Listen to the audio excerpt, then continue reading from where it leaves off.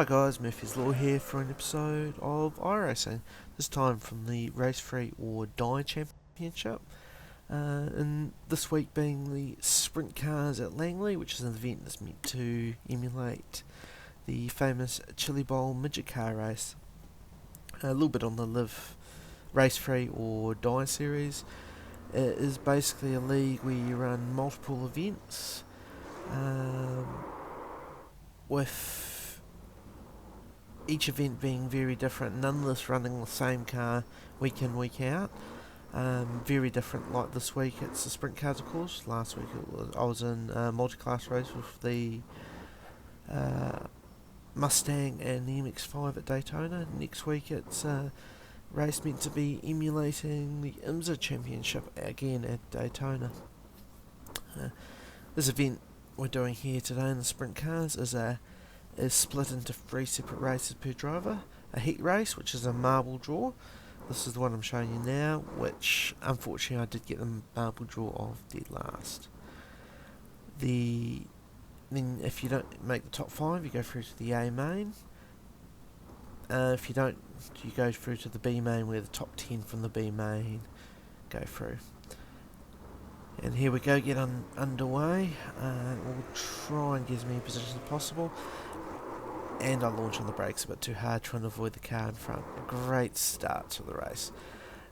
This race event is no cautions, as you can see. It's straight back into it. It's only a short 8-lap race. Looks like there's been another crash, about 3 or 4 cars taken out. Should be me up to 10th despite my spin. Yep, there we go. Unfortunately, I'm not gonna qualify for this race. Even this far back, we'd have to take everyone to take each other out, and that won't happen. So we'll have to transfer through to the B main. So hopefully I'll get a top 10 there. There's still a bit to race for in this race though, as the finishing order in this race dictates where I start in the B main. There were 3 heats. This one was a few accidents early on, but mostly clean. The very first race was very clean. I don't even think a single car spun. Then the C heat was pretty messy. Looks like we'll just get up the inside of number 61 there. Try and gain another position. That could be us up to 9th it was. He was pretty courteous to let me go. I think he's just trying to survive. We'll just fast forward a wee bit, as I don't think anything else happens in the rest of the run. Anyway, here we are running to the line. Pick up a 9th place finish. Not as good as I wanted, but hey, at least it's a few spots gain. It's always going to be an uphill battle trying to get from 13th to 5th in an 8-lap race. So we'll see what we can do in the B main, see if we can qualify for the main event. Oh, here we go, guys. B main, about to take the green. Need to stay on the outside in 11th.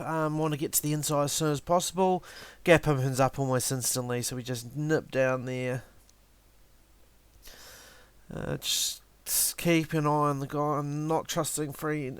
No one but I'll squeeze in there. Oh, and somebody spins ahead of us.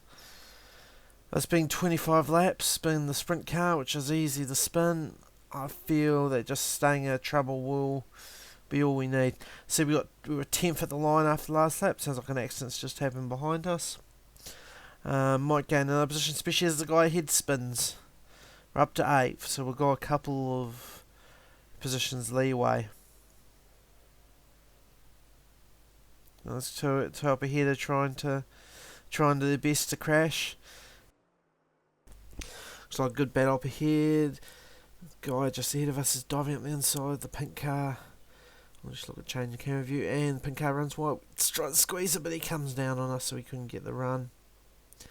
We'll just seal back in. We'll let this gentleman go ahead of us on the outside, but we'll always get that position back.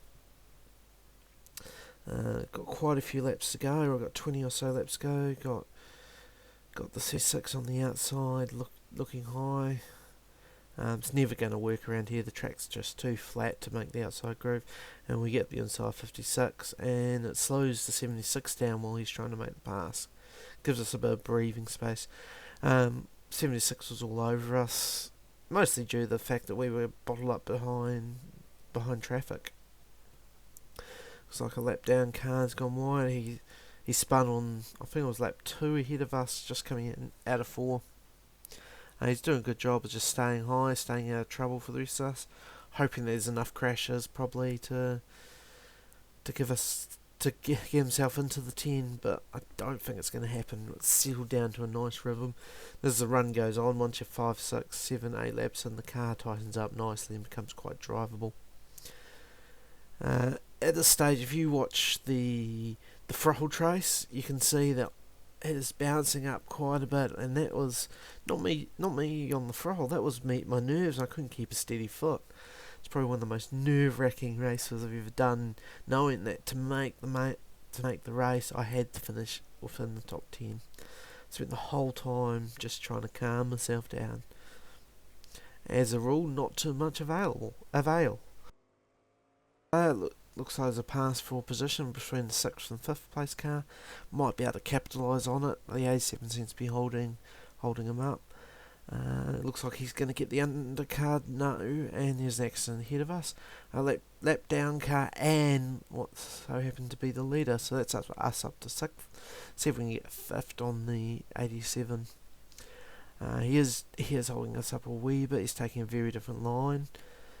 We want to try and get ahead of him so that the 2 behind us don't catch us.